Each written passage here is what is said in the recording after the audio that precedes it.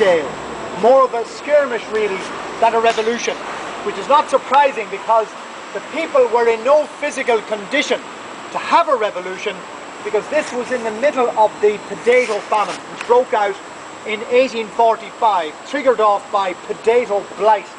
This was a fungus that made the potatoes rot in the ground, and this was a new disease never before experienced in Europe. Now, the potato originally came from South America.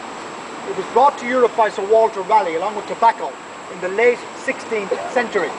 Now, the irony is the potato became popular in Ireland as a protection against famine.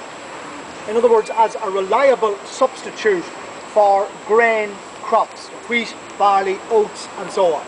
The problem with these crops is the weather. It's too wet, there's not enough sunshine. So periodic grain failures were not unusual and consequently famine. The potato, on the other hand, until the blight came that is, was completely reliable, never failed.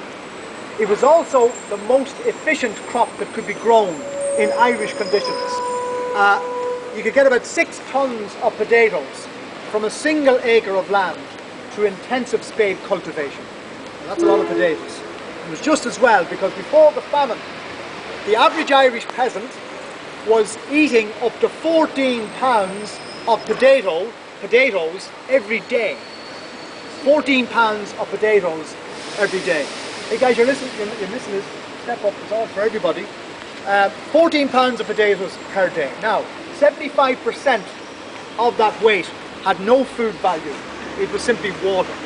23% was carbohydrate, and the remaining 2% was protein. So combined with milk, it provided a more or less balanced diet. Obviously a very boring diet, but you could survive. Now, the other advantage of the potato was that it was so prolific that the poorer peasants were able to divide their land amongst all their children. But if each successive generation kept dividing and subdividing the land, pretty soon they were down to tiny kind of 1 or 2 acre plots.